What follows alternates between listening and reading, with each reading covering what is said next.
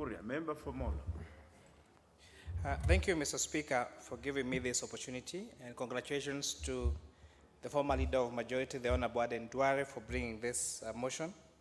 From the onset, I would like to quote somebody was said by one Doug Ose, that a safe, affordable, and plentiful supply of food is a national security issue.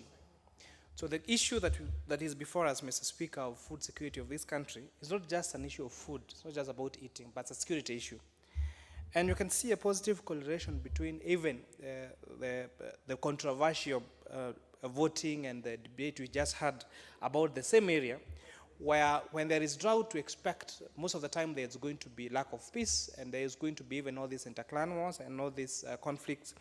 And also, you'll see an insurge of crime, because when people are not full, then they definitely it becomes an issue of survival. So those people have to do everything they can to make sure that they get food.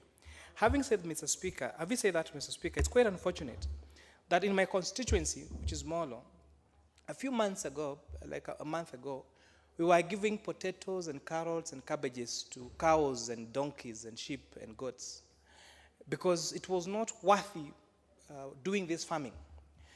Because a gunia, what called a bag of potatoes, was retailing at around 300 shillings. For you to harvest that bag and sell it at 300 shillings, you would need to pay the person helping you harvest, that laborer, 200 shillings. So technically, you are left with only 100 shillings to recoup your cost for the labor, for the seeds, for the fertilizer, and for having to wait for a season of around 3, 4, 5 months for those potatoes to be ripe. So we're looking at a country, on one side of the country, on one part of the country, we are throwing out food to the animals. On the other side of the country, people are dying of hunger. And whereas we have a government, and we have not even just a government, we have both the county government and the national government. And so I'm wondering what should be the actual solution to this.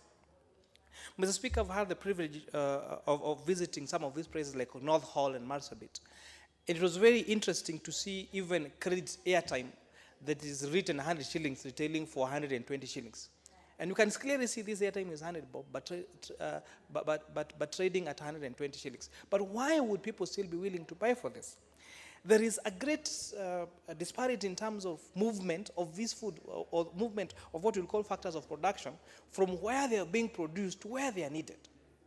And the moment we address this by two solutions, one is by building our infrastructure.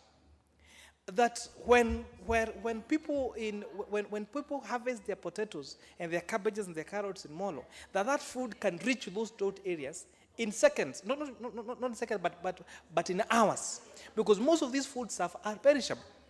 The other solution, Mr. Speaker, of doing this is that making sure that this food can be stored. That during this time, that those, whether it's cattle or sheep or goats in those areas, when there's drought, that it's possible to harvest these animals, to keep them in cold rooms, to dry them and store them, and wait until that time when they can be consumed. Because always we have times when we are throwing away food because it is in surplus, and a few months later we get to be the same people that are feeling hungry. But it's not just the people of Northeastern that are hungry, Mr. Speaker. Even people in our constituencies. When COVID came, we had a good relief when the government introduced, they were sending, I think, 1,000 shillings every week to needy families. But, Mr. Speaker, this stopped. Although COVID did not really end because we still have this curfew and this, and people's still business have not been fully open, those people that were getting these subsidies from government, they stopped. But those people are still employed, Mr. Speaker. The other issue is through making sure that we grow food through what we call shamba system. Shamba systems, Mr. Speaker, used to work very well in our constituencies, for example, that near forests.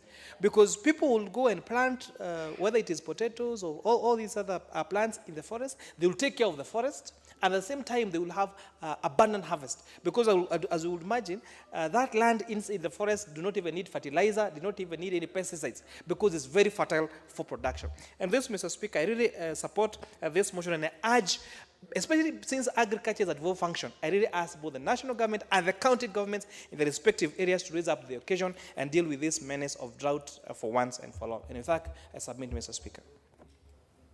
The Honorable